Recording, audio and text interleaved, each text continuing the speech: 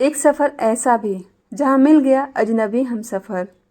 वो ट्रेन के रिजर्वेशन डब्बे में बाथरूम के पास वाली एक्स्ट्रा सीट पर बैठी थी। उसके चेहरे से पता चल रहा था कि थोड़ी सी घबराहट है उसके दिल में कि कहीं टीसी ने आकर पकड़ लिया तो।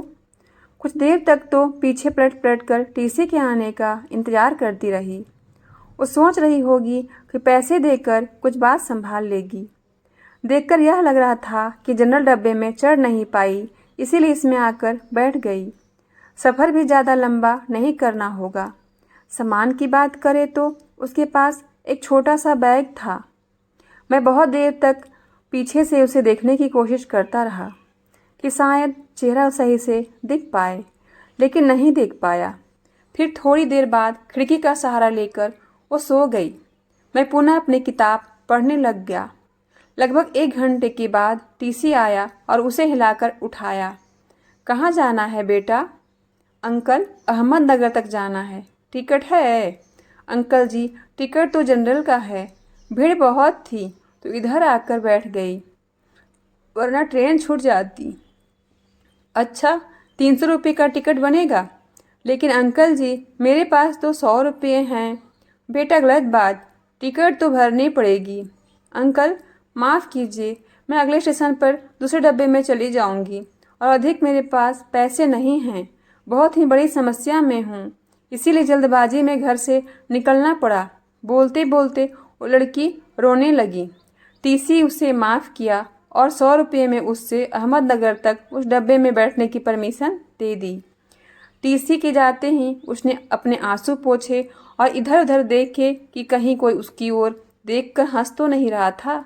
थोड़ी देर बाद उससे किसी को फ़ोन लगाया और कहा कि उसके पास बिल्कुल भी पैसे नहीं बचे हैं। अहमदनगर स्टेशन पर कोई जुगाड़ करा के उसके लिए पैसे भिजा दे, वरना वो समय पर गांव नहीं पहुंच पाएगी। मेरे मन में उथल पुथल हो रही थी। ना जाने क्यों उसकी मासूमियत देखकर उसकी तरफ खिंचाव सा महसूस कर रहा था। दिल कर रहा था कि उसे पैसे दे दूं, परंतु एक अनजान के लिए इस तरह की बात सोचना थोड़ा अजीब था। उसकी शक्ल से लग रहा था कि उसने कुछ खाया पिया नहीं है, शायद सुबह से ही, और अब तक उसके पास पैसे भी नहीं थे।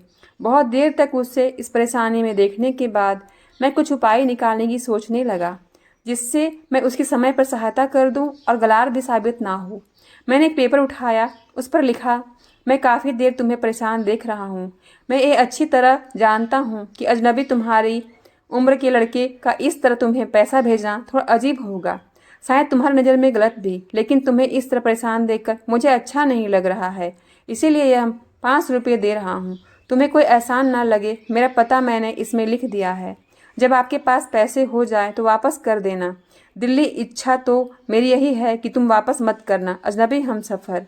सामान बेचने वाले के हाथों उसे वो नोट देने को कहा कि उससे कुछ ना बताए। नोट मिलते ही उसने 2-3 बार पीछे पलटकर देखा कि कोई उसकी तरफ देखता हुआ देखे तो उसे पता लगे कि ये नोट किसने भेजा है। परंतु मैंने तो पैसे भेजने के बाद ही मुंह पर चादर डालकर लेट गया था। बाद में चादर हटा हटा कर देखा तो उसके चेहरे पर मुस्कुराहट थी। एक पल को लगा जैसे कोई सदियों से इस एक मुस्कुराहट का इंतजार कर रही थी। उसकी आंखों में वो चमक उभर के आई थी जो चमक ने मेरा दिल उसके हाथों में जाकर रख दिया था। फिर चादर हटा हटा कर थोड़ी देर में उसे देखकर जैसे मेरी सांसें चल रही थी। ख्यालों में खोए हुए मुझे पता ही नहीं चला कि कब मैं कमबख्त आंख लग गई। जब आंखें खुली तो वो वहाँ नहीं थी। ट्रेन अहमदनगर स्टेशन पर ही रुकी थी। उस सीट पर एक छोटा सा नोट रखा था। मैं झटपट मेरी सीट से उतरकर उसे उठा लिया। लिखा था, धन्यवाद मेरे अजनबी हमसफ़र, तुम्हारे एहसान मैं ज़िंदगी भर नहीं चुका सकती। मेरी माँ आज मुझे इस दुनिया से अकेले छोड़कर चली गई। घर में मेरी माँ और मेरे अलावा कोई नहीं था। जल्दी जल्दी मैं घर जा रही हूँ। आपकी इस मदद की वजह से अपनी माँ को शमशान जाने से पहले जी भर कर देख पाऊँगी। उनकी बीमारी की वजह से उनकी मौत के बाद उन्हें ज़्यादा देर घर में नहीं रखा जा सकता।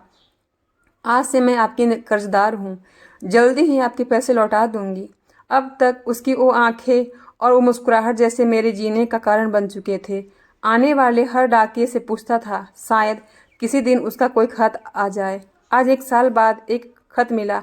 आपका कर्ज अदा करना चाहती हूँ, लेकिन खत के जरिए नहीं, आपसे मिलकर। नीचे मिलने की जगह का पता लिखा था। आखिर में लिखा था, अजनबी हमसफ़र। दोस्तों, अगर आपको हमारी कहानी अच्छी लगी हो तो वीडियो को लाइक करें, कमेंट करें और चैनल पर नए हो तो सब्सक्राइब करना ना भूलें। Thank you.